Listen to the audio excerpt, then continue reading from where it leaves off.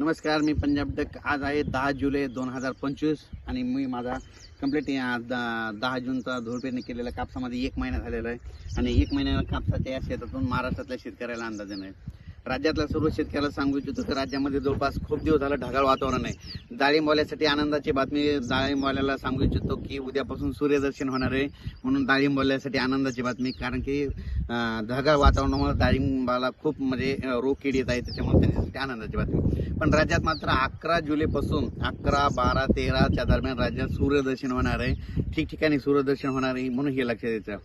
राज्यात उद्यापासून लगेच गरमी देखील वाढणार आहे, हे देखील लक्षात द्यायचं. आणि राज्यात सांगायचं झालं तर 11 पासून राज्यात सूर्यदर्शन होईल.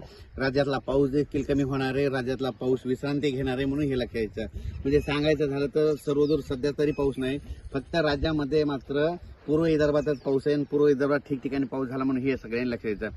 पण राज्यातल्या सर्व शेतकऱ्याला सांगू इच्छितो की काय झालं की काही भागामध्ये सांगतो की लातूर जिल्हा, धाराशिव, त्याच्यानंतर सोलापूर जिल्हा, बीड जिल्ह्यामध्ये ह्या भागामध्ये ह्या आता जे पाऊस पडला त्याच्यामध्ये तिकडल्या भागात काही भाग आणखीन सोडून दिलेला आहे. तर त्यांना सांगू इच्छितो की आज 10 तारखेला म्हणजे दुपारपर्यंत ऊन पडेल, काही भागामध्ये तुरळक ठिकाणी पाऊस पडणार आहे, म्हणून हे लक्षात द्यायचं.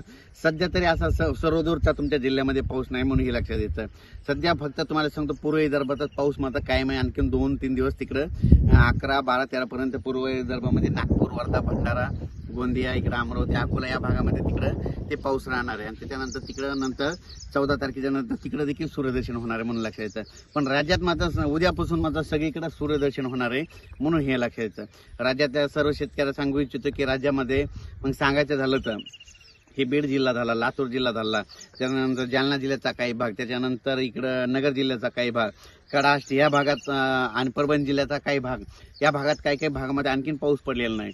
तर त्या शेतकऱ्याला सांगू इच्छितो की तुमच्याकडं 14-15 तारखेच्या दरम्यान एक भाग बदलत म्हणजे स्थानिक वातावरण तयार होऊन भाग बदलत 14-15च्या दरम्यान एक पाऊस येणार आहे, म्हणून हे लक्षात यायचं. पण राज्यात सर्वदूर नाही पडणार, हे फक्त 5-7 जिल्ह्यामध्ये समजा मराठवाड्यामध्ये ते पाऊस म्हणजे 14, 15, 16चा पाऊस एक असणार आहे, म्हणून हे लक्षात यायचं. पण राज्यात सांगायचं झालं तर पूर्व विदर्भ, पश्चिम विदर्भ म्हणजे तिकडला पाऊस म्हणजे तिकडला थोडा आजच्या दिवस तिकडला पाऊस कायम राहणार आहे. उद्यापासून पश्चिम विदर्भात देखील 6 जिल्ह्यामध्ये सूर्यदर्शन होणार आहे. बुलढाणा जिल्ह्यामध्ये सूर्यदर्शन होईल, अकोला जिल्ह्यामध्ये होईल, हिंगोलीमध्ये होईल, वाशिममध्ये होईल, त्याच्यानंतर यवतमाळकडे देखील सूर्यदर्शन होईल.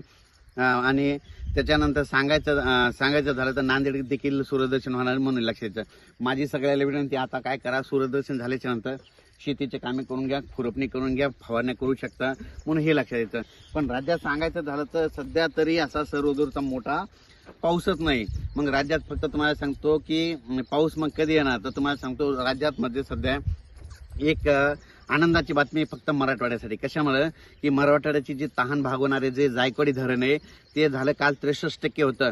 तर तुम्हाला सांगतो ह्या 10 दिवसामध्ये 80% भरणार आहे ते, म्हणजे जायकवाडी धरण 80% भरणार आहे, म्हणून शेतकऱ्यासाठी मराठवाड्यातल्या आनंदाची बातमी. कारण की ते धरण भरल्यानंतर हे त्याचा जे एरिया आहे समजा की त्यांना लाभ क्षेत्रामध्ये त्यांना फायदा होणार आहे, म्हणून जायकवाडी धरण एक 80% भरल्याच्या नंतर लगेच त्याचं पाणी सोडणार आहे. आणि त्याचं पाणी लगेच काय होतंय माजलगावच्या तळ्याकडे येत असतं. आणि त्याच्यानंतर त्या नदीमध्ये सोडल्याच्या गोदावरी नदी सोडल्याच्या नंतर काय होतं ते सगळे बंधारे भरणार आहेत. म्हणून ही खास करून परभणी जिल्हा, नांदेड जिल्हा, जालना जिल्हा या शेतकऱ्यासाठी खूप नगर जिल्ह्यातल्या आनंदाची बातमी. कारण की जायकवाडी धरण भरणार आहे, म्हणून हे लक्षात द्यायचं. त्याच्यानंतर सांगायचं झालं तर मग आता राज्यात पाऊस कधी येणार आहे. राज्यात फक्त 14 जुलै, 15 जुलै, 16च्या दरम्यान फक्त मराठवाड्यामध्ये म्हणजे बीड जिल्हा, तसेच जालना जिल्हा, लातूर जिल्हा, नांदेड जिल्हा, त्याच्यानंतर परभणी जिल्हा, इकडं संभाजीनगर, नगरचा काही भाग, ह्या भागामध्ये मात्र 14-15च्या दरम्यान विखुरलेल्या स्वरूपाचा भाग बदलत एक पाऊस येणार आहे, म्हणून हा अंदाज लक्षात द्यायचा.